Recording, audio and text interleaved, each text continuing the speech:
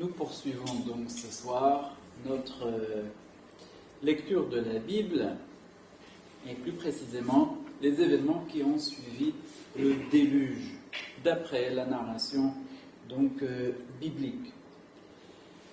Il s'agit des chapitres 10 et 11 où la Bible nous rapporte la migration des peuples. Ces peuples qui sont normalement tous issus, d'après le récit, de la descendance de Noé. Et au cours duquel a lieu un unique épisode qui nous est raconté au cours de la description de la migration des peuples et qui est la construction de la tour de Babel.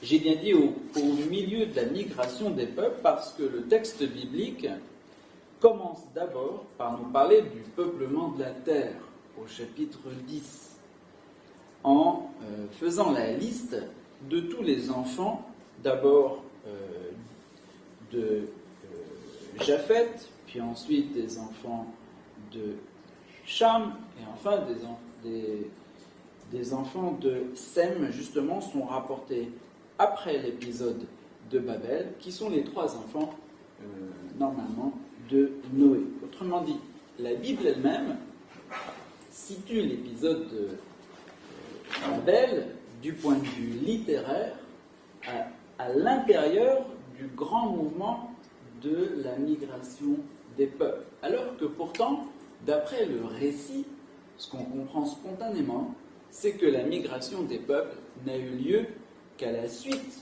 de l'échec de la tour de Babel.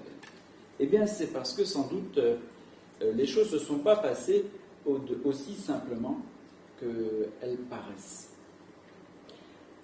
Donc, tout d'abord, le texte nous donne la descendance de Japheth et Cham, les deux premiers fils de Noé, puis l'épisode donc de la tour de Babel, enfin la généalogie de Sem, une généalogie qui comprend les âges cette fois-ci, afin de pouvoir suivre sur la chronologie, et elle finit avec la descendance de Terah, qui est le père d'Abraham, de telle sorte que ainsi s'achèvent les récits des origines dans la Bible, et avant d'entrer proprement dit dans la grande aventure du peuple hébreu qui a reçu la révélation d'Abraham.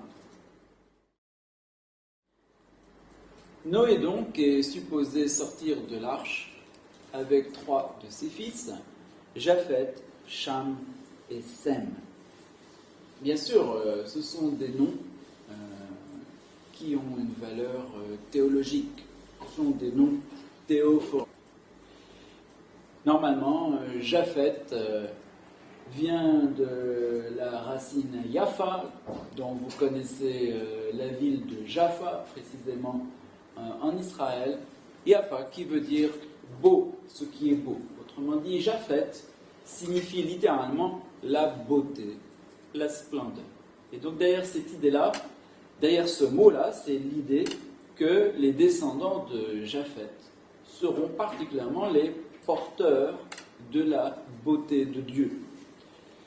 Et tous les descendants donc, de Japheth, exposés dans la liste des nations, vont se répandre principalement en Europe du Nord et jusqu'en Europe méditerranéenne.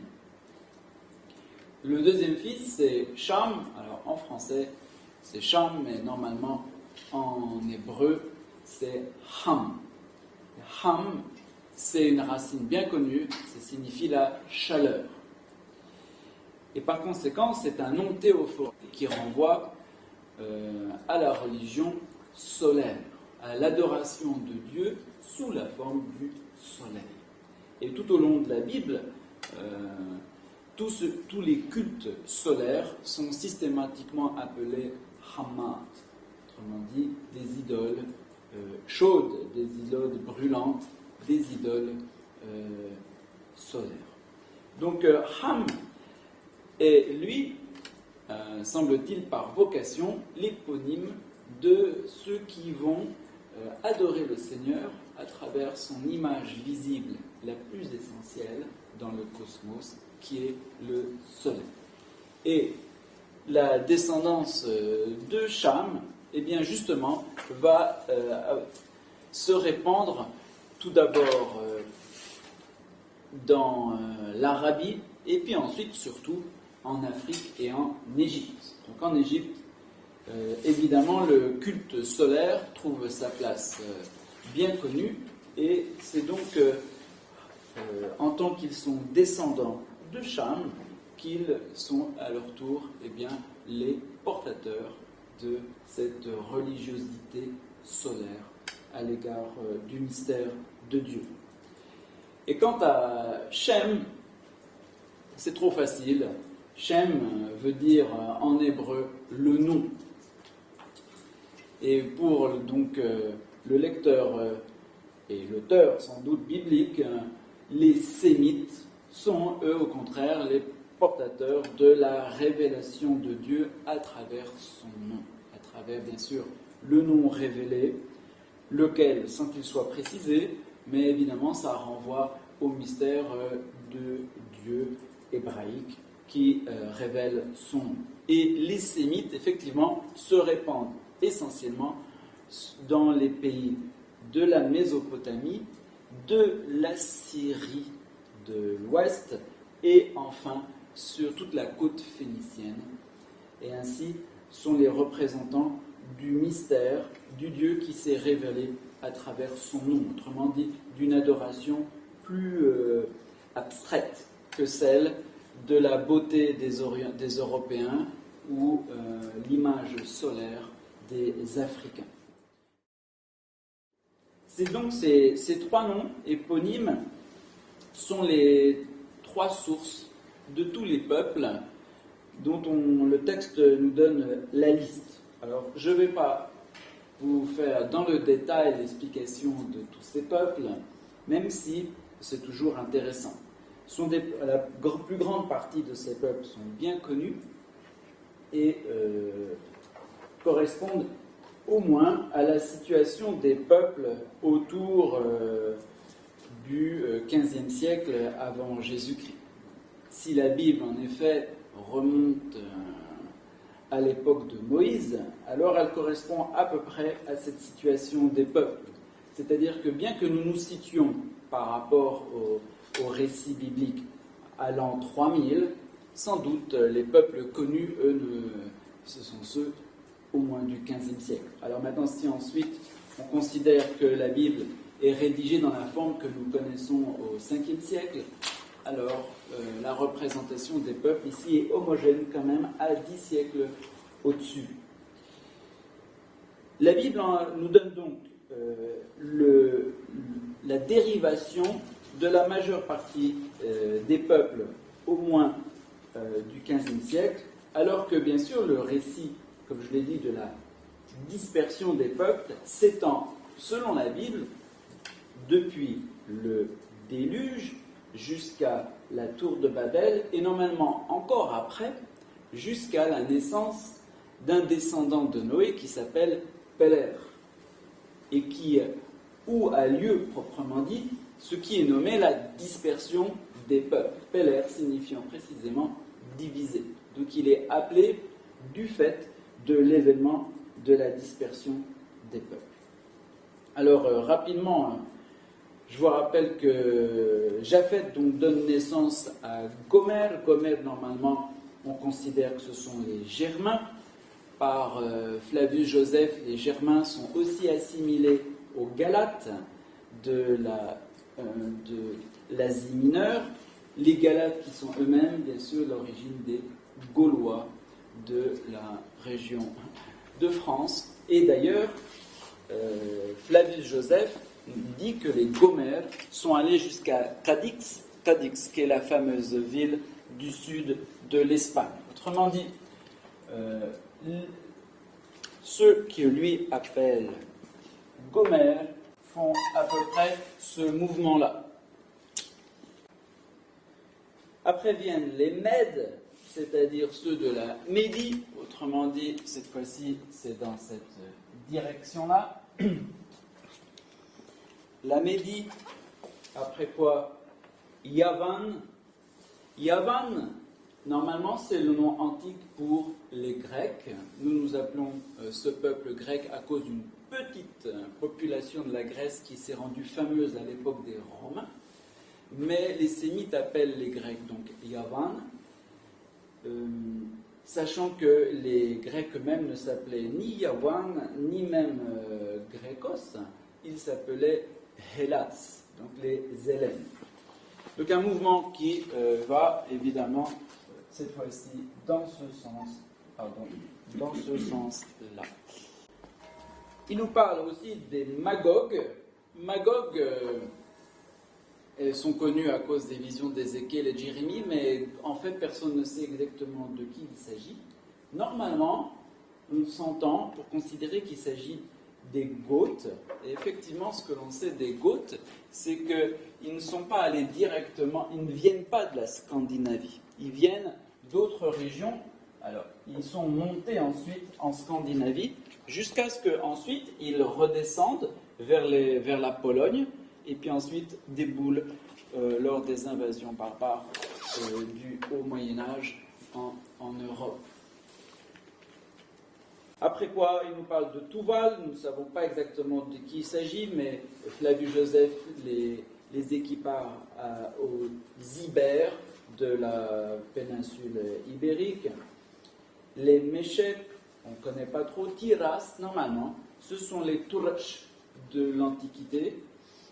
Et eux, c'est tout à la fois trois peuples, trois figures importantes de l'histoire. Ce sont les gens de Troie, évidemment, ici, de Troie, aussi ceux de Thrace. La Thrace, c'est par ici, et après, bien sûr, ceux qui viendront plus tard, évidemment, les Étrusques. Normalement, le chemin qui conduit à Troie, est ici, et après, par les Étrusques. Normalement, c'est un chemin par la mer. Mais ici, le mouvement par lequel les Troyens, les Turcs, sont arrivés en Étrurie, c'est précisément au moins au XIIe siècle, c'est pas avant. En tout cas, le peuple des Turcs, de façon générale, s'étend donc sur ces trois entités-là. Voilà. Autour de Troie, autour de la Thrace et autour ensuite des Étrusques. Alors ensuite, les fils de Yavan, c'est Elisha, normalement. Flavius Joseph considère que ce sont les Éoliens, mais les savants préfèrent considérer que c'est Chypre, parce que dans la correspondance d'Akhenaton, Chypre est appelé Elisha. Chypre, comme vous le savez, vient normalement de Kupros qui veut dire le cuivre. C'est le cuivre qui vient donc de Chypre, parce que ce fut la grande source de cuivre donc autour du XIIe siècle jusqu'au 8e, toute la période de l'âge de bronze. Il nous parle ensuite des Kittim. Les Kittim, normalement, sont les Crétois, à cause d'une ville qui s'appelait Kition, la Crète, ici. Et après, les Dananéens.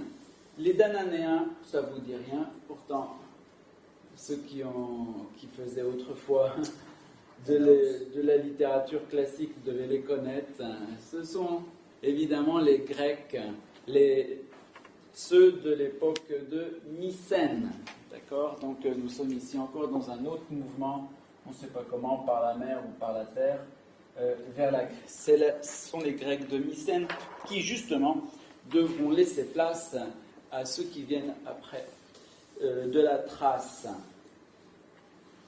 Et donc, tous ces gens-là sont des gens assez bien connus. Pour ce qui est de Japhet, donc on voit le mouvement va vers le nord et ainsi assure l'occupation de l'Europe.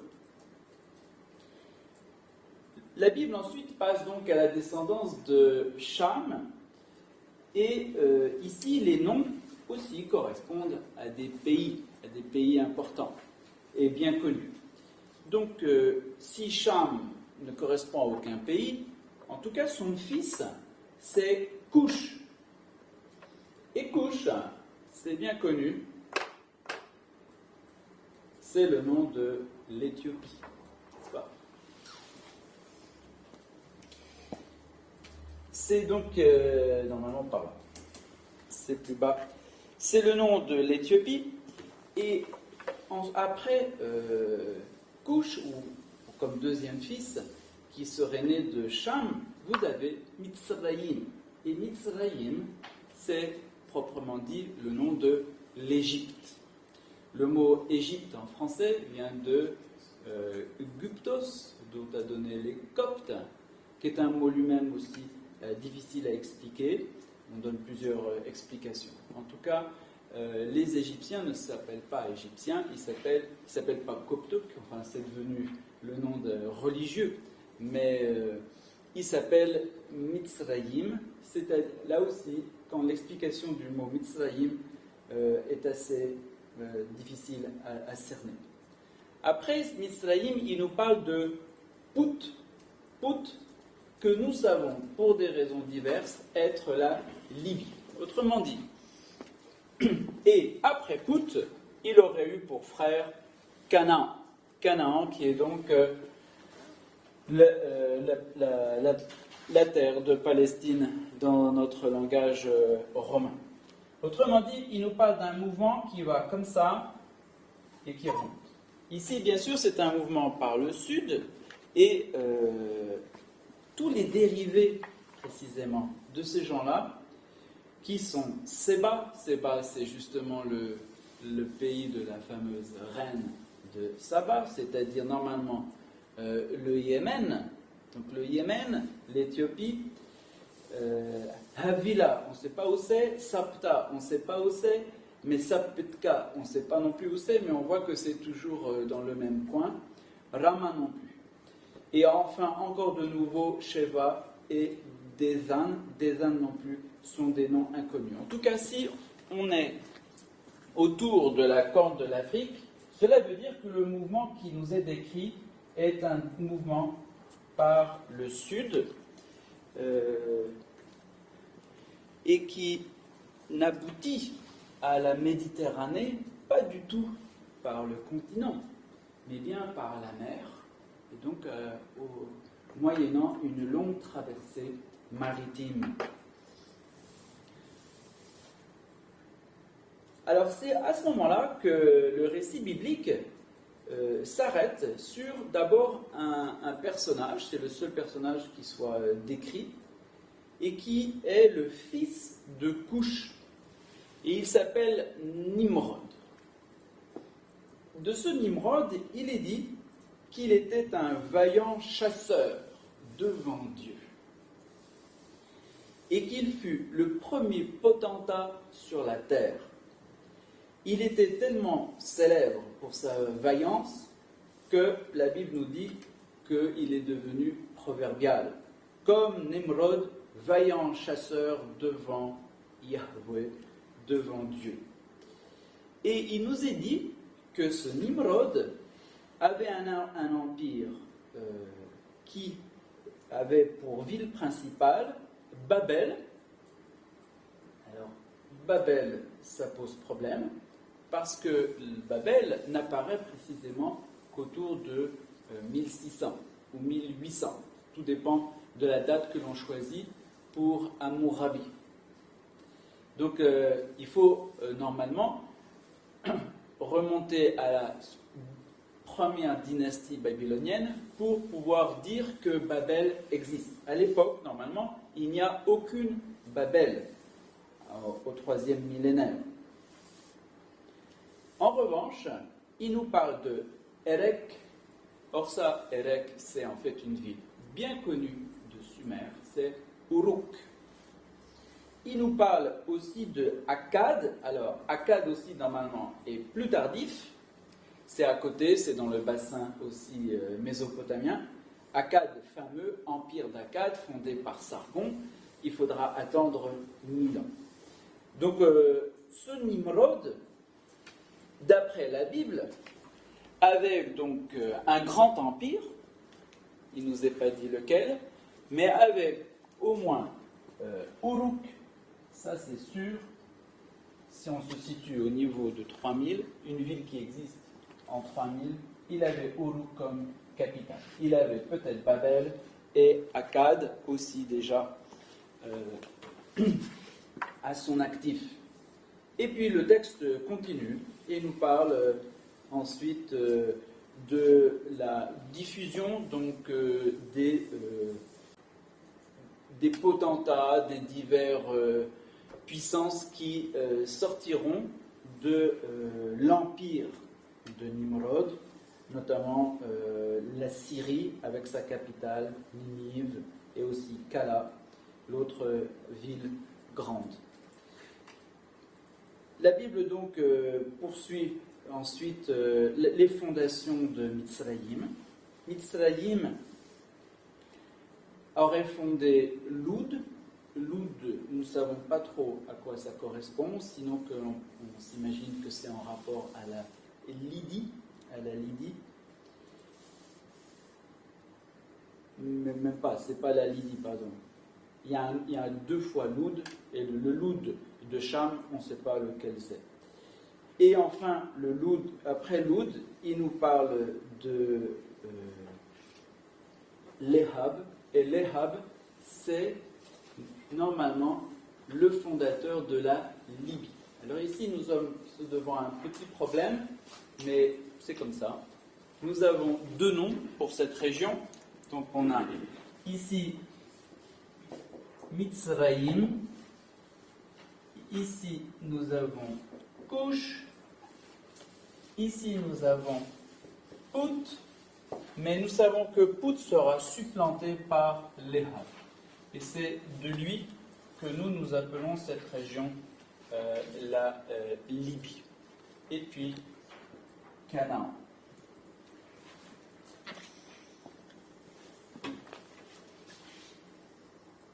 Après quoi il nous parle de Naftour, personne ne sait qui c'est, de Patros, de Kaslour, personne ne connaît, et de Kaftor, et ensuite des Philistins.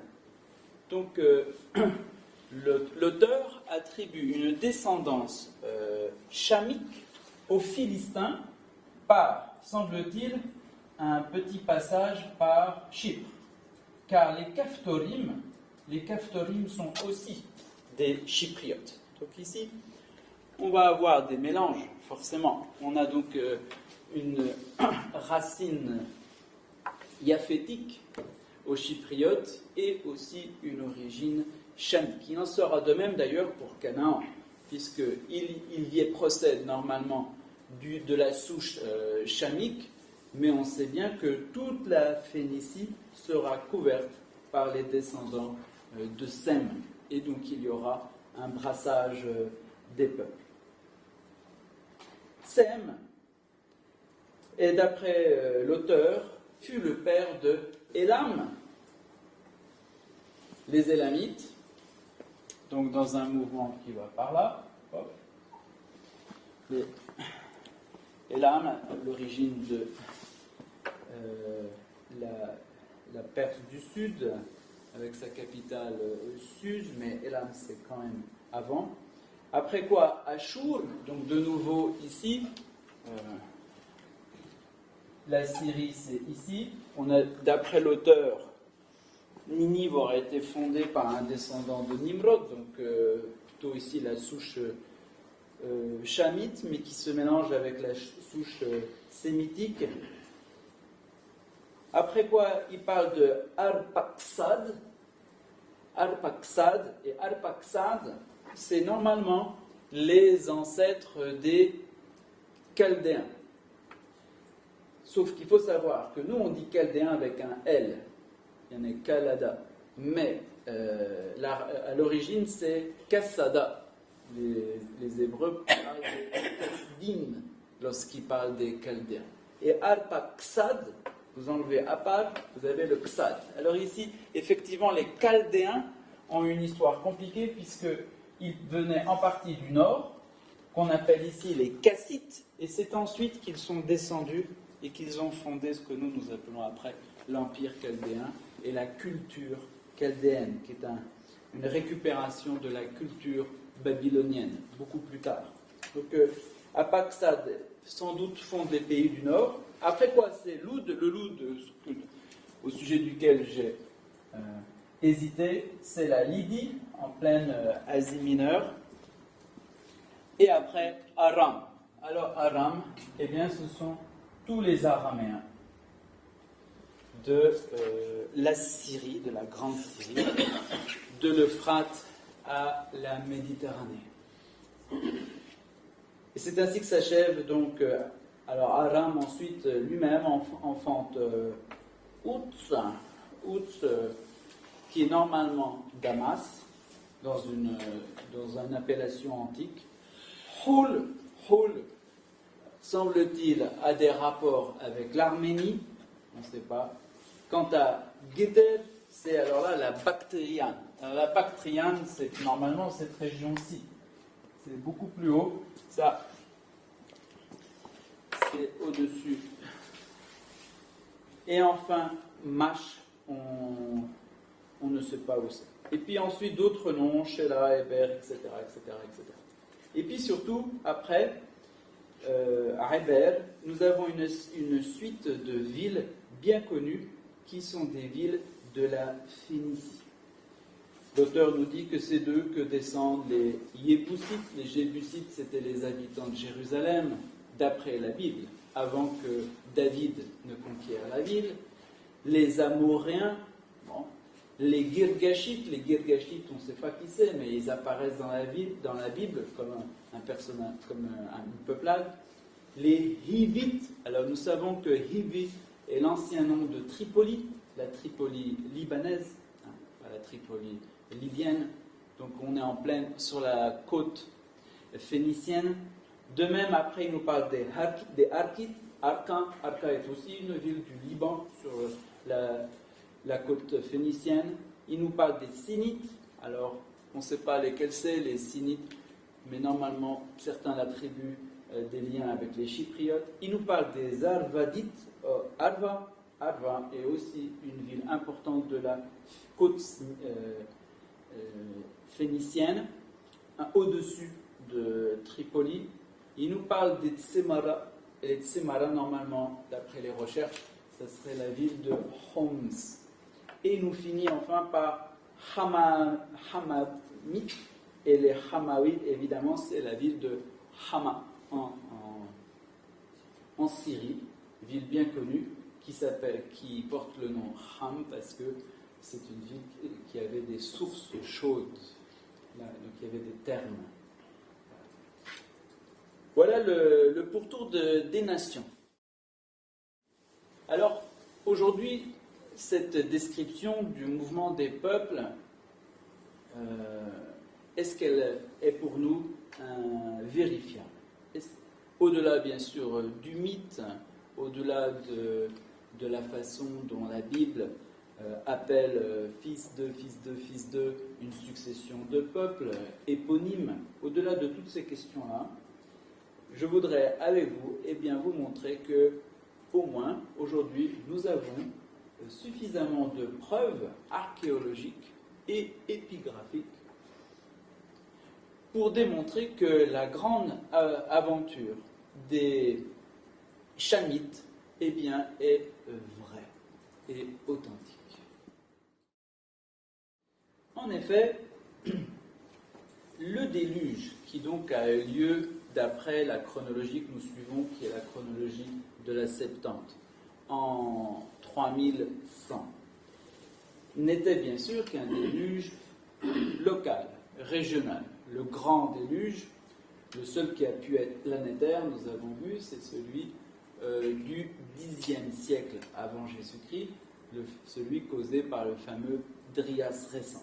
Donc le déluge de l'an 3000, s'il a eu lieu, c'est pas un déluge planétaire, mais c'est un déluge suffisamment important pour ruiner toute la Mésopotamie. Et ça, ce sont des choses que nous avons vues être attestées. La Mésopotamie, plusieurs fois, a dû subir des crues qui l'ont complètement mise à plat. D'après Rachi, dans son commentaire, le déluge n'avait en fait couvert qu'un tiers du monde. Donc, même la tradition juive a connaissance de l'idée d'un déluge partiel et non pas du tout planétaire, malgré l'expression toute la terre. Mais toute la terre, on a vu qu'on pouvait l'entendre comme tout le pays. Et alors dans ce cas-là, il s'agissait seulement de la civilisation sumérienne de la Mésopotamie. Et lorsque Flavius Joseph lui-même parle de la suite des événements, il fait mention expresse de ce que les enfants de Noé rencontrent d'autres hommes. Je vous ai mis un texte tiré des Antiquités. Flavius nous dit « Les enfants de Noé étaient au nombre de 3, Sem, Japheth et Cham, étaient nés 100 ans avant le déluge. Les premiers, ils descendirent des montagnes vers les plaines et y établirent leur demeure. Comme les autres, craignaient fort d'habiter les plaines à cause du déluge. » Les autres, c'est qui? Donc il y a bien d'autres personnes avec les fameux 3 enfants de Noé. Et hésiter à la pensée de descendre des hauteurs, donc de redescendre depuis l'Ararat jusque dans le bassin mésopotamien, il leur rendit courage et leur persuadèrent de suivre leur exemple. Donc, on voit ici que Noé et ses fils sont donc un peuple dominant, capable de convaincre d'autres peuplades d'aller les suivre pour conquérir et se réinstaller en Mésopotamie. La plaine où ils s'établirent d'abord s'appelait Shenarab, c'est-à-dire la Mésopotamie. Dieu leur recommanda, s'ils se multipliaient, d'envoyer des colonies ailleurs pour éviter les querelles mutuelles et de cultiver les grandes terres pour jouir de leurs fruits en abondance. Mais par aveuglement, ils n'écoutèrent point Dieu. Et en conséquence, ils furent précipités dans des calamités qui leur firent sentir leur erreur. En effet, comme ils avaient une floraison nombreuse de jeunes gens, Dieu leur conseilla de nouveau de détacher une colonie. Mais eux, sans songer qu'ils tenaient leur bien de la bienveillance divine et attribuant à leur force personnelle l'origine de toute leur abondance, ils n'obéissaient pas. À leur désobéissance, ils ajoutèrent même le soupçon que Dieu leur tendait un piège en les poussant à émigrer afin que, divisés, ils puissent les maîtriser plus aisément. Alors c'est très important ce texte parce que l'idée majeure, centrale, c'est que donc les descendants de Noé, même s'ils désobéissent, néanmoins, déjà, entrevoyaient une migration au-delà des frontières de la Mésopotamie pour fonder de nombreuses colonies. Or, figurez-vous, c'est exactement ce que l'archéologie nous démontre. L'archéologie nous démontre en effet qu'il y a eu une première grande migration des Sumériens, surtout le pourtour du golfe Persique. En sorte que la migration des peuples racontée par la Bible, c'est bien déroulée de la façon dont elle se présente de manière littéraire dans le texte. C'est-à-dire, il y a déjà eu une première dispersion, il y a eu l'événement de la tour de Babel, et ensuite une deuxième dispersion qui fut considérée comme la dispersion définitive. L'archéologie, en effet, nous démontre à l'envi que les Sumériens se sont installés dans toutes ces régions-ci. Les poteries, les artefacts, les sceaux découverts tout le long du golfe Persique démontrent que les Sumériens ont habité toute cette région pendant près de 3000 ans. On trouve toutes les phases de la poterie dite de Ubayd, qui est la poterie liée à la construction de Eridu, le grand centre spirituel des Sumériens. Il y a juste à un moment, on ne sait pas pourquoi, il y a un trou, il y a une séquence de poterie qui manque. Et puis ensuite, pendant toute la période dynastique, de nouveau, ils sont présents. Et enfin, en 1500, il n'y a plus d'activité sumérienne dans la région. Alors la raison à cet arrêt brutal, c'est que les Sumériens, ou les Mésopotamiens, parce qu'évidemment ils étaient mélangés avec plein de peuples, et déjà ils n'étaient plus des Sumériens purs, ou même ils n'ont jamais été, c'est que la raison de leur présence dans le Golfe Persique, c'est bien sûr le commerce. Et notamment, dans la région ici de Oman, eh bien, se trouvait du cuivre. Et le cuivre donc, faisait la richesse de la période. On y commerçait aussi beaucoup d'autres métaux, évidemment, l'or. On allait chercher l'obsidienne et bien sûr le lapis lazuli. Le lapis lazuli, on allait le chercher très haut, au Bardistan, ici, et normalement on attribue au développement sumérien ici une autre civilisation bien connue, la fameuse vallée de l'Indus, qui fleurit pendant tout le 3e millénaire. Et la raison pour laquelle ce commerce va stopper, et avec lui la présence des Mésopotamiens dans la région, c'est justement parce qu'à Chypre, on va découvrir du cuivre. Et c'est désormais de Chypre qu'il viendra. Je vous raconte ça, sachant que le cuivre, ils allaient le chercher très très loin aussi. Une des sources principales du cuivre, cette fois-ci pas au 3e ni au 2e millénaire, mais après au 1er millénaire, c'est la Cornouaille. On allait chercher en Angleterre.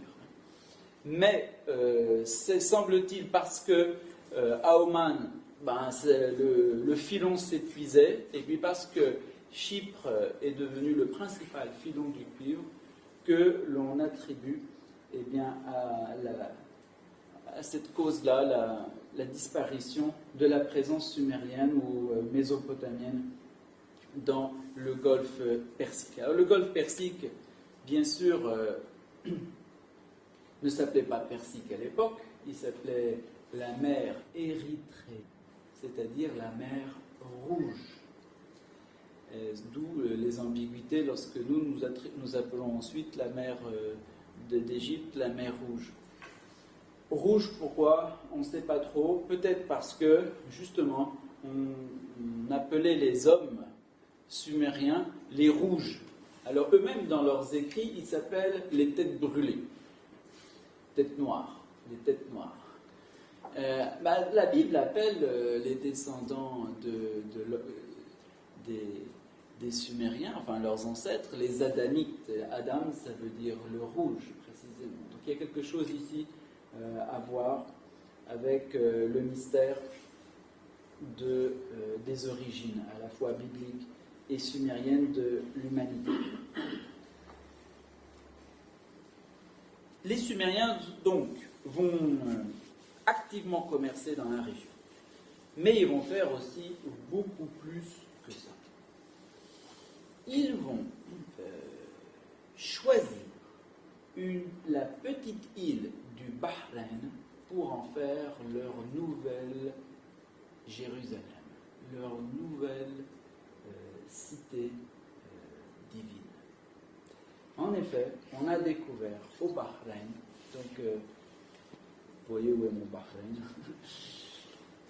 eh bien, une réalité incroyable qui n'existe nulle part ailleurs, à savoir des tumuli à perte de vue. On compte aujourd'hui entre 300 ou et 200 000 tumuli. Des tumuli qui sont eux-mêmes des tombes à étages. Donc il y a près de 3-4 tombes dans chaque tumuli. Ces tumuli que je vous ai mis là, que vous pouvez contempler, une partie d'entre eux sont vides. Pourquoi? Eh bien parce que les Sumériens, ou les Mésopotamiens en général, eh bien achetaient, allouaient des tumuli pour y mettre leurs morts. Mais tous n'ont pas mis leurs morts sur cette île.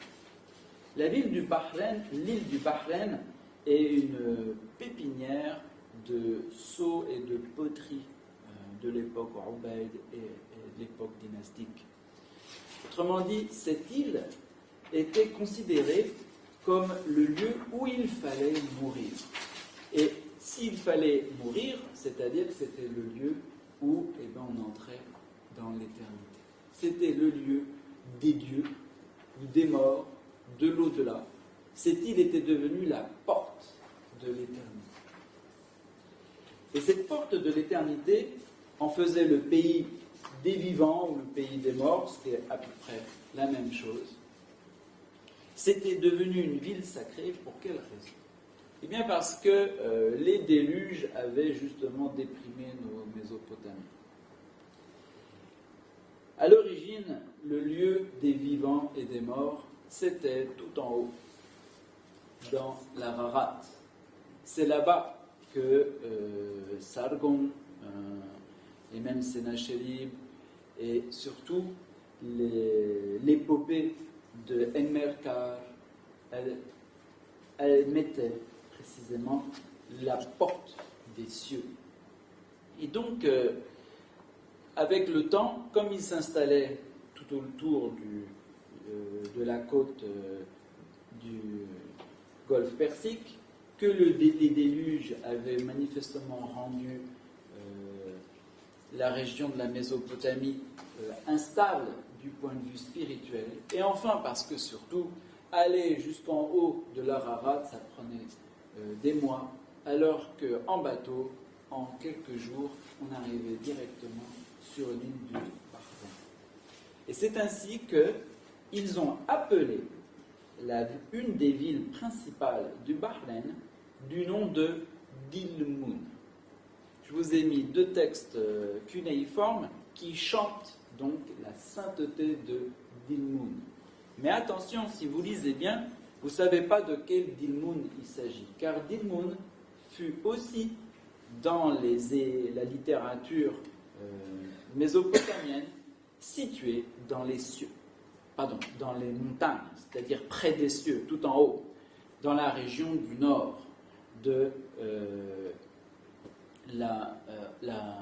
du continent asiatique. Et donc ici, les Sumériens ont véritablement déplacé mentalement le Dilmun du nord au Bahreïn et ont considéré que cette île avait définitivement remplacé l'ancien parti, celui d'il y a 2 ou 3 millénaires avant. Au Bahreïn, il y avait effectivement un phénomène incroyable qui agitait leur curiosité et a provoqué précisément leur dévotion. C'est qu'à la pointe de l'île, il y a un puits artésien d'eau douce en plein milieu de la mer.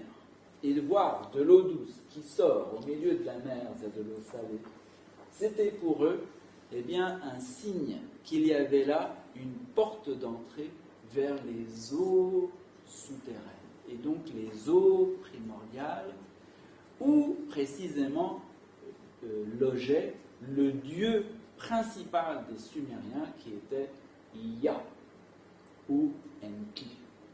Et c'est pour ça qu'ils ont édifié précisément au Bahreïn un temple à Ya. Je vous ai mis les ruines et la reconstitution de ce fameux temple. Vous en avez un deuxième qui est le temple de Barbar, avec un superbe sceau du dieu Ya Enki, assis sur son trône avec les eaux qui surgissent de ses épaules. Donc le Dieu des eaux primordiales avait, semble-t-il, établi une porte d'entrée vers son royaume à la pointe de Bahreïn, et du coup, les Mésopotamiens ont considéré que l'île était sacrée, et ils ont rendu un culte à Ya, à cet endroit. L'île a été sacrée pendant très longtemps, à tel point que nous trouvons même dans le Coran une citation étrange de la légende, selon laquelle, précisément, se trouvait au Bahreïn la porte secrète qui permet d'entrer dans le royaume des morts. Le Coran attribue à Moïse un pèlerinage au Bahreïn. Et oui, pourquoi? Parce que Moïse va être le nouvel apôtre du dieu Ya. Mais le dieu Ya trouve son origine lointaine dans la figure du dieu Ya. Les Arabes savent très bien que chez eux, il y a une place sacrée. Et donc, ils ne peuvent pas concevoir que Moïse ait ignoré le temple de Ya. Alors, je vous lis rapidement le passage parce qu'il est cocasse. Je vous en ai mis quand même 3, mais c'est le dernier qui est le plus amusant, avec une petite touche d'arabe. وَإِذْ قَالَ مُوسَى لِفَتَاهُ أَلَا أَبْرَحُ حَتَّى أَبْلَغَ مَجْمَعَ الْبَحْرَيْنِ وَأَمْضَى حَنْفِيًا فَلَمَّا بَلَغَ جَمَعَ بَيْنِهِمَا نَسِيًا حُوتَهُمَا فَاتَّخَذَ سَبِيلَةً فِي الْبَحْرِ سَرِّيًا. C'est-à-dire que Moïse dit à son serviteur: eh bien, je ne m'arrêterai pas de marcher jusqu'à ce que j'arrive au Bahreïn, même si je devais marcher hofnian, c'est-à-dire nu-pied, c'est-à-dire comme un pèlerin, véritablement. Et quand ils arrivèrent au lieu en question, ils oublièrent leur poisson. Et oui, parce qu'ils suivaient un poisson. Je vous rappelle que le symbole du dieu Ya, c'est le poisson. L'animal sacré du dieu Ya, c'est le poisson. Et oui. Et donc, ils en oublient carrément leur poisson. Et lui, quant à lui, le poisson, qu'est-ce qu'il fait? Eh bien, il continue son chemin dans la mer secrètement. Et derrière le mot secrètement, ça ne veut pas seulement dire que voilà, ils l'ont perdu de vue. Ça veut dire qu'il a accès au mystère. Ici, une preuve, encore, au VIe siècle après Jésus-Christ, de ce que la région du Bahreïn était toute auréolée de gloire sacrale. Donc, les Sumériens se sont bien installés tout le long du golfe Persique. Ils ont établi le Bahreïn comme lieu, comme Jérusalem de la nouvelle expansion de leur population, et ils ont établi un certain nombre de villes. Une, donc, ils ont appelée Dilmun, mais nous savons aussi qu'ils ont appelé une autre ville Arvad. Or, nous savons par des historiens grecs, étonnamment, que justement les villes de Arvad et de Tyr, que nous croyons être phéniciennes pur jus, en réalité prétendaient remonter à Dilmun et Arvad du Bahreïn. Je vous ai mis les deux citations parce que c'est quand même assez incroyable et donc il faut les lire de ses propres yeux. D'après Hérodote dans son histoire, les Perses les plus savants dans l'histoire de leur pays attribuent aux Phéniciens la cause de cette inimité. Il s'agit de l'inimitié entre les Perses et les Grecs. Ils disent que ceux-ci, étant venus au bord de la mer Érythrée, notez, les Phéniciens sont arrivés au bord de la mer Érythrée. Donc ils ne viennent pas d'Érythrée. Sur les côtes de la nôtre, donc ils sont partis de la mer Érythrée à la mer Méditerranée, et même, ils n'étaient pas de la mer Érythrée. Ils entreprirent de longs voyages sur mer, aussitôt après s'être établis dans le pays qu'ils habitent encore aujourd'hui, et qu'ils transportèrent des marchandises d'Égypte et d'Assyrie en diverses contrées, entre autres à Argos. Argos, c'est la capitale de la Grèce mycénienne. C'était la capitale de Mycène. Mycène n'était pas la capitale proprement dite. Et celui qui a édité ce texte met une note. Hérodote nous apprend ainsi que les Phéniciens habitaient les côtes de la mer Rouge, et la mer Érythrée, ici c'est le golfe Persique, avant leur établissement dans le pays appelé de leur nom Phénicie. Et en effet, alors lui il croit que mer Rouge, mer érythréenne, c'est la mer d'Égypte, parce qu'il n'est pas au courant. En effet, on voit près de Hippos, près du golfe de Élat, une ville qui avait comme nom Phoenicum Oppidum, ville des Phéniciens. De cette ville, aux côtes de Phénicie, il y a 200 ou 300 lieues. Ok. Ici, évidemment, on peut considérer que la note n'est pas très juste, mais on peut aussi considérer qu'elle est géniale. En effet, Élat, vous savez où c'est le sud de la péninsule sinaïtique, et à l'endroit de jonction de Israël et de la Jordanie. C'est le lieu où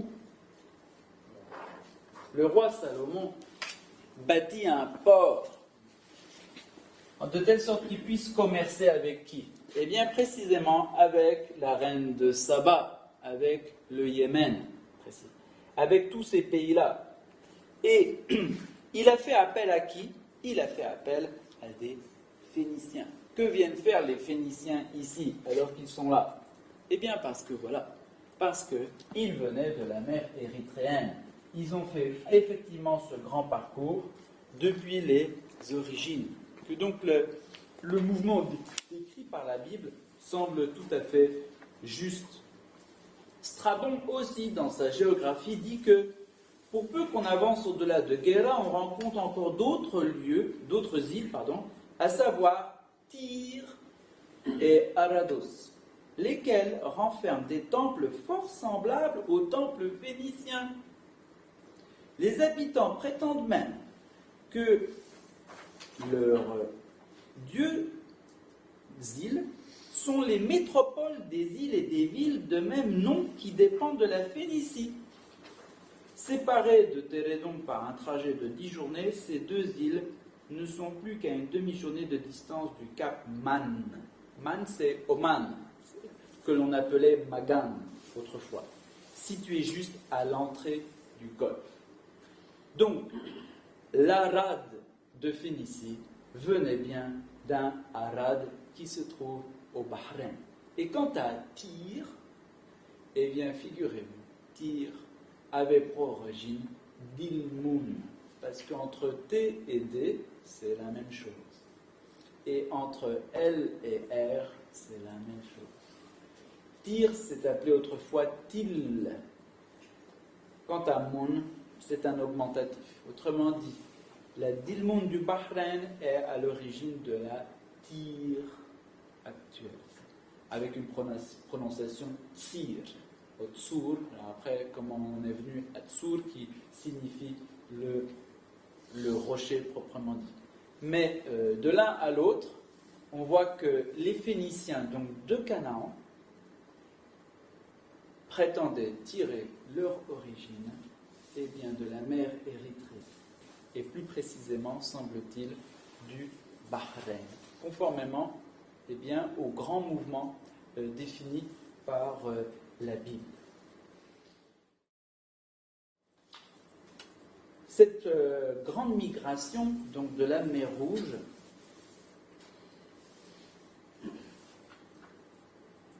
qui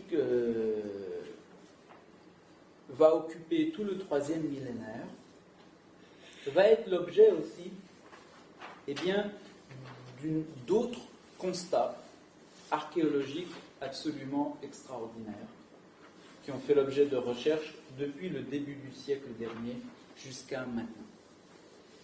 La migration, cette fois-ci, donc pas de la mer Rouge, pas des Rouges, mais d'un autre appellatif, celle qui est aussi à l'origine des Phéniciens. En effet, cette région-là, de la Corne de l'Afrique, que je n'ai pas dessinée, la région de la Corne de l'Afrique, eh bien, était considérée, cette fois-ci, par les Égyptiens comme une région sacrée. Ils l'appelaient carrément le pays des vivants ou le pays des morts. Et pourtant, ils faisaient aussi du commerce, le même commerce que Salomon. Ils commerçaient de l'encens, de la myrrhe, de l'ivoire, des babouins.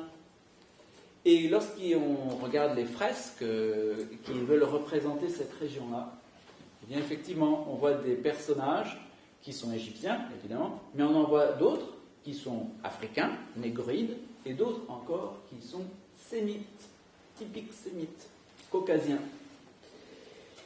Autrement dit, les Égyptiens eux-mêmes ont hérité des Sumériens, eh bien, de sacraliser cette route commerciale. Parce que cette route conduisait à l'ancienne Dilmun, le pays des morts et des vivants. Et les Égyptiens appellent cette région-là Pouet, ou encore Punt, ou encore Fan. Alors, P et Fe, c'est la même chose. Hein. Donc, Fanku, ou encore Ha-Fon, qui sonnent évidemment comme les Phéniciens. Autrement dit, ici nous touchons avec, cette fois-ci, le témoignage égyptien, eh bien, de l'origine phénicienne, hein, les peuples Peun, qui assuraient la voie commerciale allant du golfe Persique à l'Égypte, et qui, eux aussi, bien sûr, véhiculaient avec eux la mythologie du pays des morts et des vivants. Du côté égyptien, nous possédons deux romans. Il y a le roman de Sinoé, vous avez entendu parler, et un autre roman qui s'appelle Le Naufragé. Dans ces deux romans-là, eh bien, il est fait mention de la Punt, de la Feun, de la région sacrée. Le naufragé en question est supposé faire naufrage dans le pays des morts et des vivants. Il y rencontre le dieu des morts et il rencontre aussi un dragon, une sorte de grand serpent. Voilà. C'était le pays des dieux, donc il l'appelait encore, cette fois-ci c'est de l'égyptien, Ta, Netzer. Ta, ça veut dire la terre, le pays. Netzer, Natsara, oui, Natsara, ça veut dire Dieu, en égyptien. Et donc le dieu, le pays des dieux. Donc on voit que l'Égypte elle-même véhiculait cette tradition-là. Et les Peuns, alors, eh bien, seraient à ce moment-là ceux qui commerçaient avec les populations autochtones de l'Égypte, autrement dit les populations africaines, négroïdes, mais qui seraient peut-être aussi, eh bien, à l'origine de la grande Égypte pharaonique. La civilisation pharaonique est en elle-même un mystère. Du point de vue archéologique, la civilisation pharaonique surgit ainsi de manière miraculeuse en plein milieu eh bien, de l'Égypte. Elle n'a rien de commun, même si on a essayé de montrer le plus que l'on pouvait les points communs. Mais enfin, fondamentalement, elle n'a rien de commun avec la civilisation africaine. Surtout, les Égyptiens arrivent avec des hiéroglyphes qui sont quasi intégralement constitués, sans que l'on puisse remonter et établir une filiation avec les langues et surtout l'écriture des autochtones. S'agissant de la langue égyptienne pharaonique est à un tiers sémite et à 2 tiers africaine. Et quant à la grammaire, elle est intégralement sémite.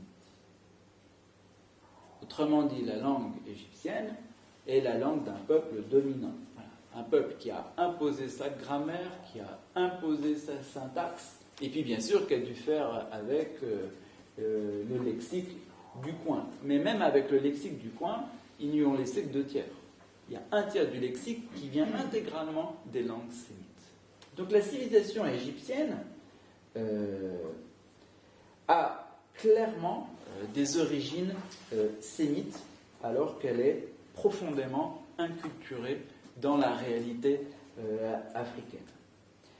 Et c'est pourquoi, dès le début du siècle dernier, on a défendu le fait que la civilisation pharaonique était exogène à l'Afrique, exogène à l'Égypte africaine, et qu'elle est due tout simplement à la conquête de la part de Sémites du Nil. Et au cours des années 1905, 1914, 1936, avec Weinhaus et Winkler, on a finalement découvert même le site exact de l'arrivée de ces fameux peuples sémites en Égypte. Le site est donc archi connu, il s'appelle Nakada, et c'est, alors malheureusement c'est pas très bien dessiné, c'est à l'endroit précisément où le Nil fait cette boucle. Elle est beaucoup plus basse, elle est ici normalement, par rapport à la péninsule sinaïtique. Et donc nous savons désormais parfaitement que les Sémites qui ont créé la civilisation pharaonique sont arrivés en Égypte à cet endroit-là. Comment on le sait? Parce qu'à Nakada, on a trouvé des tombes de la période antérieure, et du jour au lendemain, les pratiques funéraires sont radicalement différentes. À Nakada 2, donc, on trouve non seulement des pratiques funéraires différentes, c'est-à-dire qu'ils ne sont plus en position fœtale, ils sont en position droite, ils ne sont plus à même le sol sur des jutes, mais ils sont déjà à moitié inhumés. Et surtout, on trouve de la nouvelle poterie, on trouve déjà des cylindres de type mésopotamien, avec des hiéroglyphes qui sont même certains des dessins typiques de la Mésopotamie. Ou réciproquement, on trouve en Mésopotamie des dessins qui rappellent clairement des hiéroglyphes égyptiens. On trouve une nouvelle arme dont je vais parler, l'utilisation des briques, les fameuses briques de Babel et qui n'existaient pas. On trouve du lapis lazuli et de l'obsidienne. Alors ça, on sait d'où il vient. Le lapis, il vient de ce trajet-là, de ce commerce. Et enfin, après, on trouve bien sûr d'autres pratiques importantes, un peu de cannibalisme, un peu de démembrement des corps et de séparation des têtes, mais je ne reviendrai pas sur ces questions qui sont très intéressantes. Sur la manière de célébrer la mort dans l'Antiquité. Ici, ce sont des choses qui remontent même au néolithique. En tout cas, ce qui est certain, c'est que à Nakada, nous voyons de nos propres yeux, du point de vue archéologique, la substitution d'une culture par une autre. Et cette seconde culture est de type sémite. Mais on a trouvé encore beaucoup mieux que ça. Dans toutes les régions de Nakada, alors les noms exacts c'est Hamamat, et puis Baramia, et puis aussi Abu Markab. Dans toutes ces régions-là, on a trouvé sur les roches du désert, le dessin des bateaux de ceux qui sont arrivés. Pourquoi? Parce qu'effectivement, à l'époque, le climat était plus doux qu'aujourd'hui. Et lorsque le Nil gonflait, il arrivait plus proche de la côte. Néanmoins, ces bateaux, ils les ont portés. Donc parmi nos dessins, nous avons non seulement, bien sûr, les bateaux en mer, mais nous avons des personnages qui tirent des bateaux sur le sol. Et c'est ainsi qu'ils ont conquis l'Égypte. Ils ont donc monté un stratagème incroyable avec ces bateaux-là, qui sont des bateaux plats, mais en même temps avec une proue qui permet de fendre les vagues, et par conséquent des bateaux pour la mer et non pas pour le Nil. Avec ces bateaux-là, qui comprenaient, alors d'après le nombre des personnages, on pouvait comprendre soixantaine de marins, et bien avec ces bateaux, ils ont remonté la mer Rouge d'aujourd'hui, et puis ils ont choisi l'endroit où le Nil était le plus proche de la côte. À l'époque, effectivement, les eaux s'étalaient davantage sur la région normalement sèche, en période de pluie, et c'est ainsi qu'ils ont pu attaquer le Nil et mettre leurs bateaux ensuite sur le Nil. Ces bateaux sont assez extraordinaires. Pourquoi ? Parce qu'ils ont une coque donc caractéristique, une coque que nous retrouvons exactement en Mésopotamie, avec une proue, comme j'ai dit. Ils ont une cabine, on verra l'importance de la cabine lorsque je vous montrerai l'image en Mésopotamie. Ils sont souvent noirs. Pourquoi ? Parce qu'ils sont couverts de bitume, à la façon de l'arche de Noé. Et les personnages ont des petits kilts, et des petits kilts dont nous connaissons aussi l'origine. Et enfin, on trouve souvent sur ces bateaux une figure féminine dansante, donc une déesse on a retrouvé justement aussi à Naqada. Je vous ai mis la fameuse statue de la déesse dansante. Cette déesse dansante, c'est bien sûr la figure féminine de la fertilité, la figure féminine divine. Or, non seulement donc les parois sont couvertes de ces graphiques et sont donc la mémoire de l'arrivage de ces peuples sémites, mais nous avons même trouvé à Naqada, ou pas loin de Naqada, eh bien, la représentation de la bataille elle-même qui a opposé eh bien, les conquérants sémites et les autochtones égyptiens. En effet, on a trouvé un magnifique couteau de cérémoniel dont le manche en ivoire est sculpté et représente sur une de ses faces eh bien, le massacre, en clair et en net, des autochtones par les nouveaux conquérants. Alors, ce qui est tout à fait remarquable, ce sont deux choses. La première, c'est qu'il représentait justement le type de bateau par lequel les conquérants sont arrivés. Et c'est exactement la même chose que ce que l'on voit sur les parois.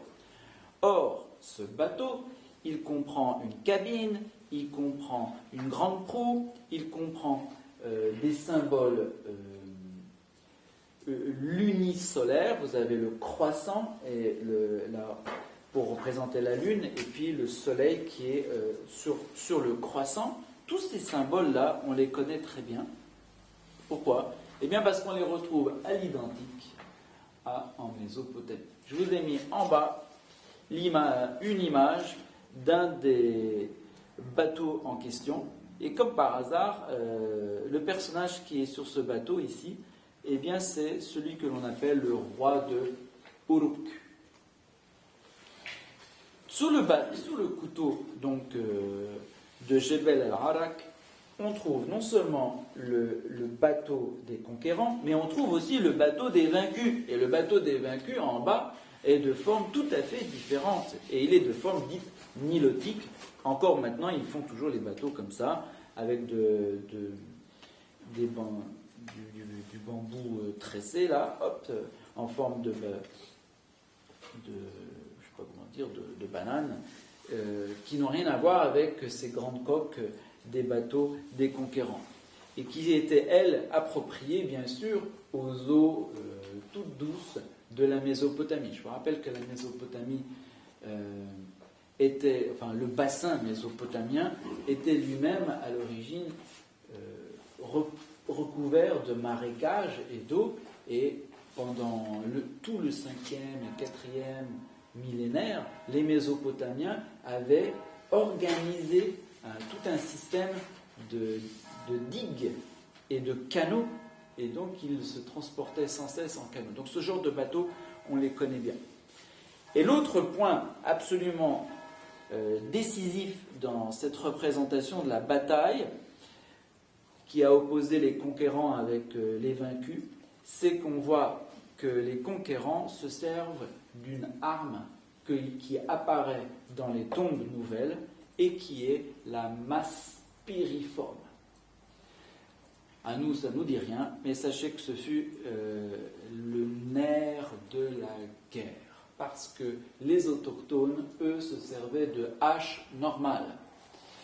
Or, une hache, pour qu'elle puisse être efficace, il faut savoir bien s'en servir et frapper à propos.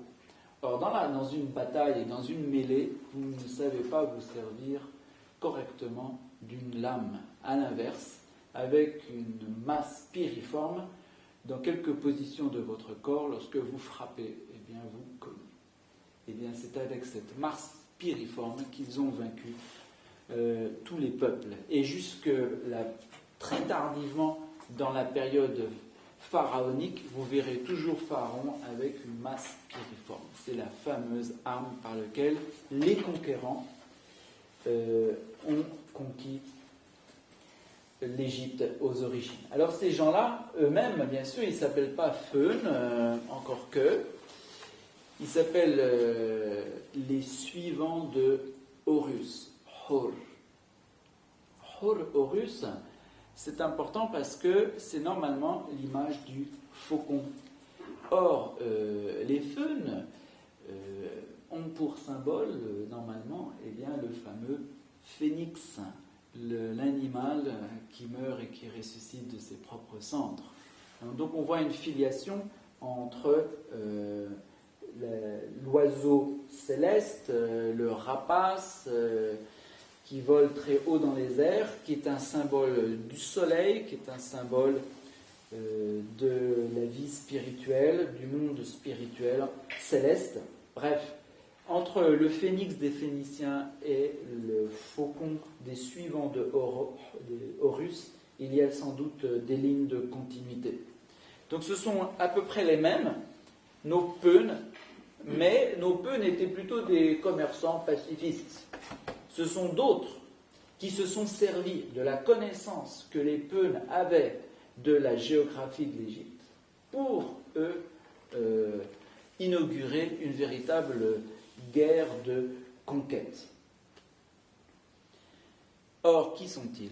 Eh bien, j'ai déjà vendu la mèche parce que nous avons fait remarquer que les bateaux des conquérants eh bien, se retrouvaient exactement à Uruk. Effectivement, sur le même couteau, sur l'autre face, eh bien, vous avez la figure d'un homme qui se trouve entre deux lions et qui maîtrise les deux lions de ses mains. En termes archéologiques, on appelle ça le maître des animaux. Et il s'agit d'une représentation récurrente de l'art antique.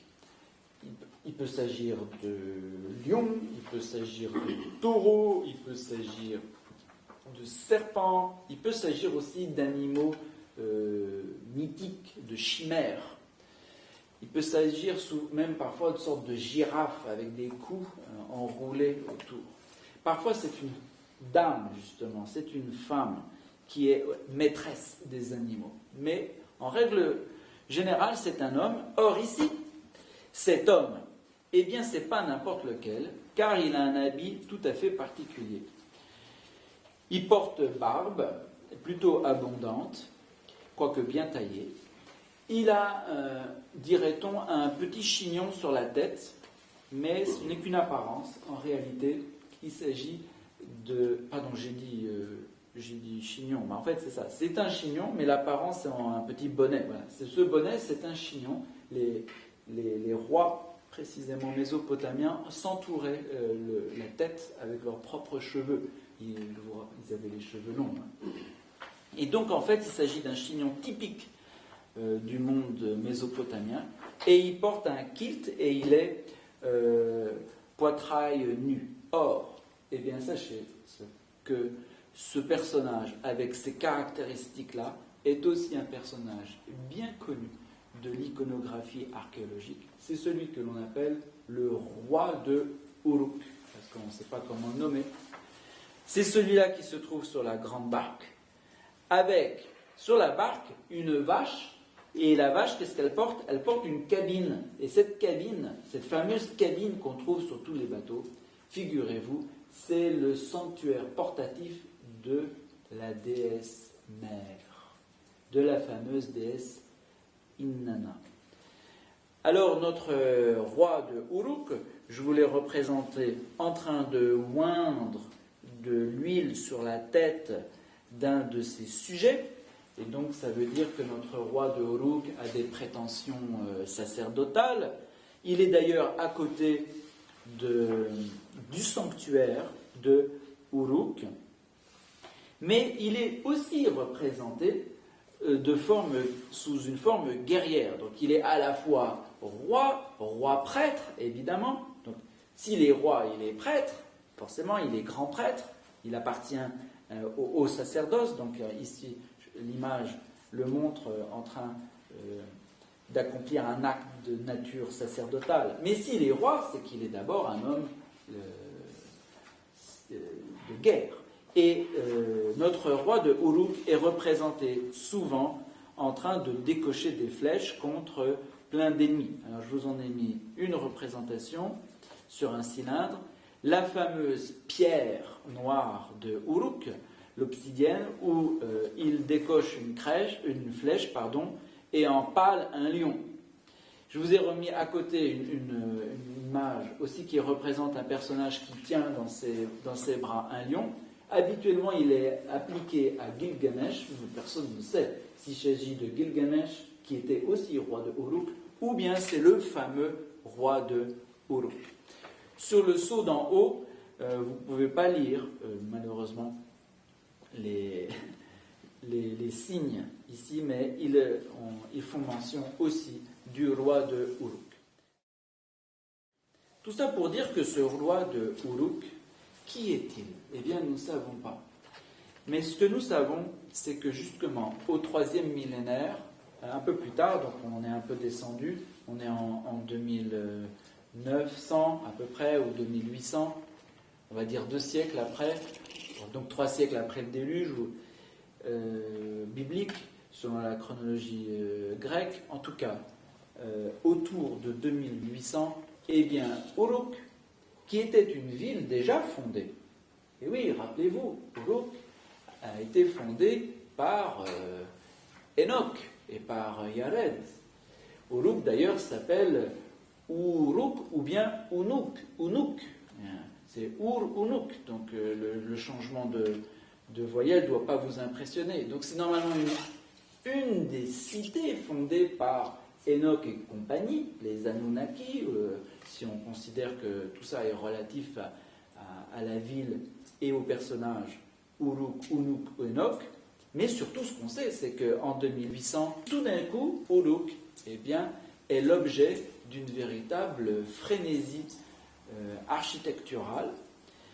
Et la Uruk, donc 4, constitue une des merveilles de la civilisation mésopotamienne. Alors, je vous ai mis la Uruk 5-6, où il y a à peine 2 petits temples, et puis la Uruk 4, où vous voyez tous les temples qui ont été construits. Et donc, Uruk, le roi de Uruk, il y a eu un roi à Uruk, manifestement, qui fut une grande figure, puisqu'on va le représenter partout sous toutes les formes, et qui a porté la ville de Uruk à un degré de prospérité et de splendeur tout à fait unique.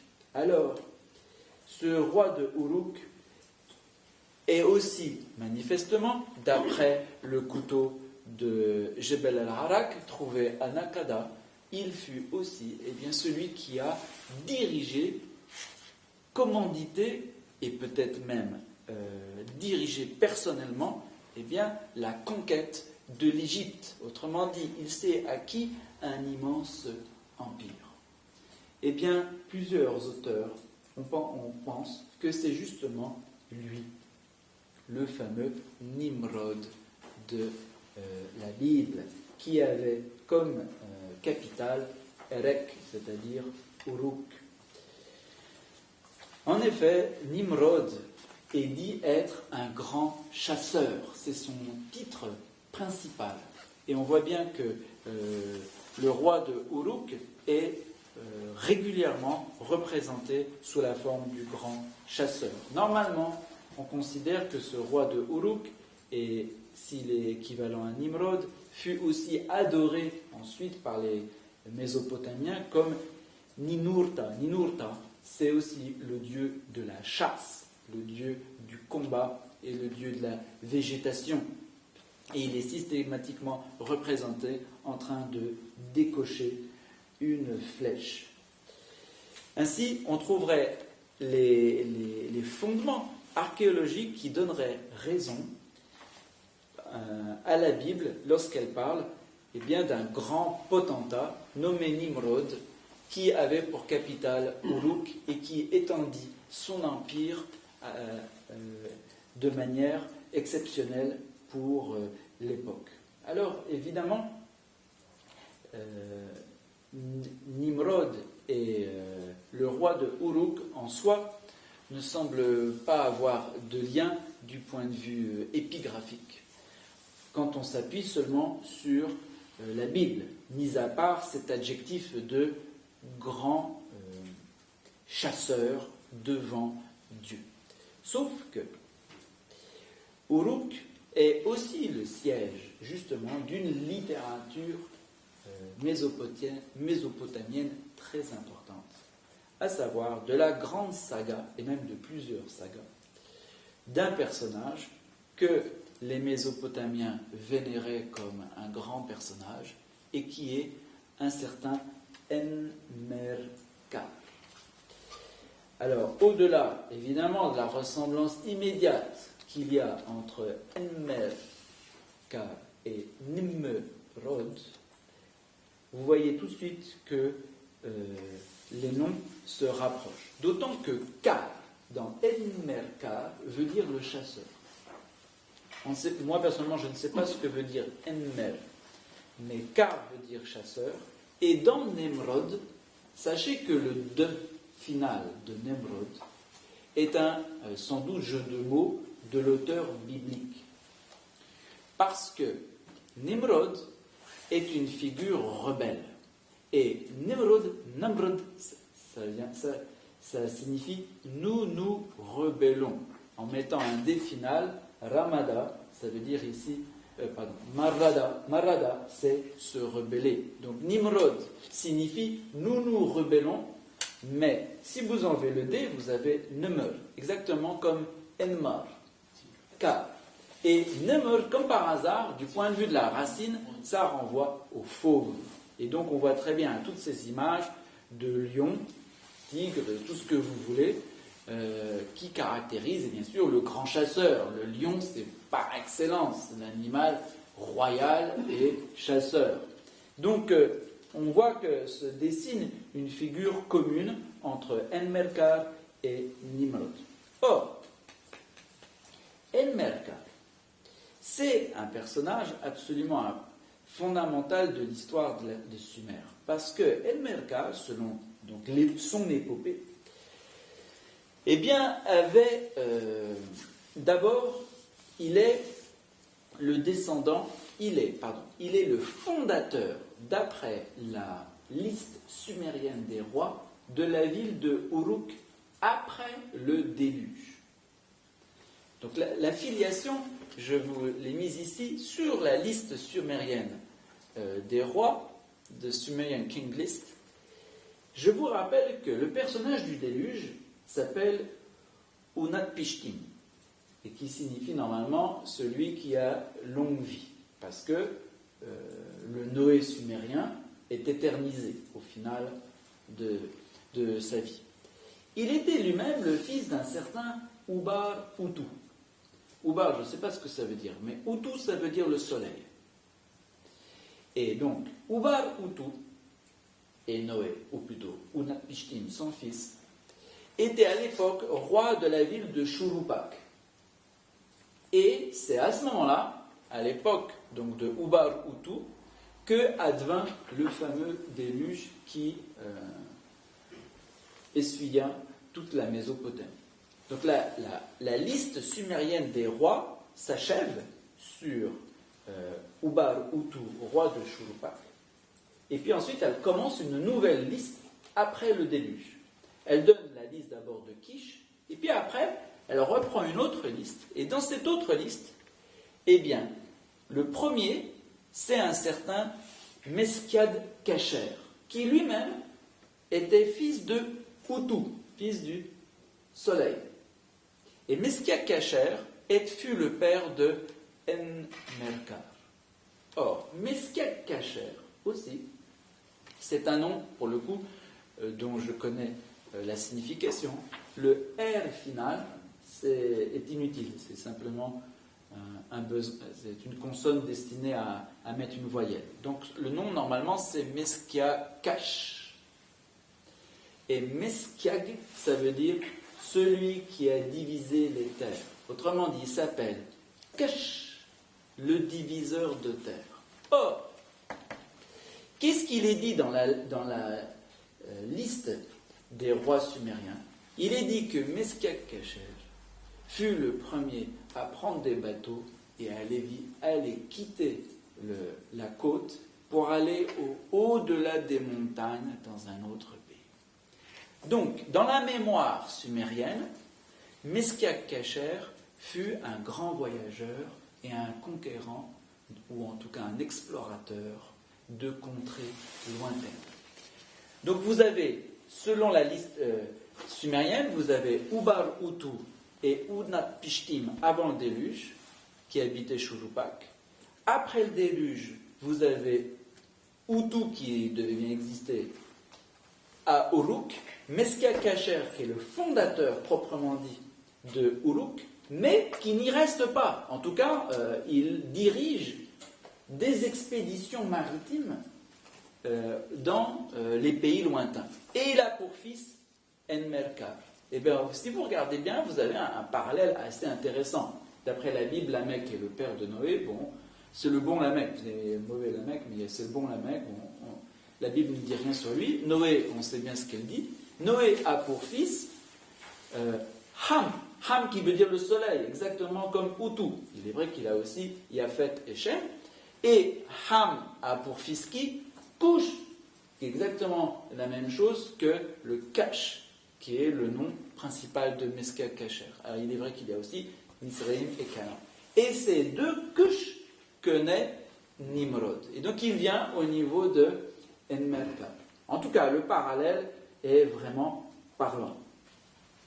Et donc, ce Enmerkar Nimrod, roi de Uruk, qui est parti en mer pour faire des expéditions, et dont nous avons la trace dans les artefacts d'Égypte, c'est bien le Nimrod de la Bible. Pourvu que on se rappelle aussi de ce que l'épopée de Enmerkar rapporte de ses aventures. La principale épopée qui concerne Enmerkar s'appelle Enmerkar est le seigneur de Arada. Pourquoi? Parce que l'épopée raconte que Enmerkar a justement voulu embellir la Jérusalem sumérienne qui était Eridu. Il a voulu refaire entièrement Eridu. Mais surtout, il a voulu faire autre chose. Il a fait les deux en même temps. Il est allé chercher dans l'Ararat la déesse mère qui habitait encore à l'époque, tout là-haut, en Ararat. Et donc la saga raconte comment Enmerkar menace le roi de Arata d'aller lui piquer sa déesse, de prendre par force l'ensemble des matériaux dont il a besoin pour pouvoir construire un sanctuaire dans sa propre ville, qui est Uruk, et de ensuite aussi réhabiliter le sanctuaire de Eridu. Donc Enmerkar, selon la saga, est allé chercher du lapis lazuli, de l'obsidienne, des métaux, de l'Ararat. Il a aussi pris la déesse. Alors en quoi ça consistait? On ne sait pas. En tout cas, le seigneur de Ararat résiste autant qu'il peut, mais manifestement, il lui cède tout. Et donc, Enmerkar va faire de sa propre ville, Uruk, le grand sanctuaire de la déesse mère. Et bien sûr, il ne va pas laisser comme ça le grand sanctuaire du dieu Ea. Et donc, il entreprend, d'après ses propos, il a l'intention d'entreprendre aussi la création d'une nouvelle structure architecturale à Eridu. Alors, nous, archéologiquement parlant, effectivement, nous pouvons constater qu'à Uruk, il y a donc ce qu'on appelle le complexe de Eanna ou Innana, c'est la déesse mère, la déesse féminine. Donc, celui qui fut roi de Uruk et qui fut célèbre, a effectivement, comme dans la saga de Enmerkar, il a effectivement réalisé un complexe architectural monumental pour la déesse mère. Cette déesse mère que l'on voit dans les bateaux des conquérants de l'Égypte. Et nous avons aussi une autre histoire, une autre saga très bizarre, où cette fois-ci Enmerkar, mais sous le titre de Ninurta, à Eridu, est châtié par le dieu Ea. Le dieu Ea n'est pas du tout content de lui, on ne sait pas trop pourquoi. Et donc, une grande tortue attrape les pieds de Ninurta et le fait sombrer et le fait s'écrouler. Voilà, c'est ça la saga. Ce Nimrod, voyez-vous, si dans la Bible il n'en est rien dit, selon Flavius Joseph, ce fut lui qui aurait construit la Babel, précisément.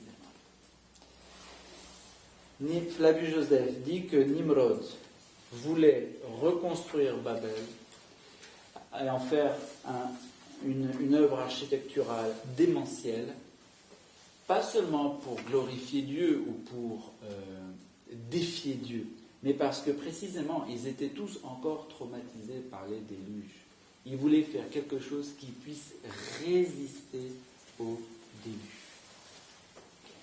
Et donc, si Flavius Joseph a raison, il faut donc considérer que Nimrod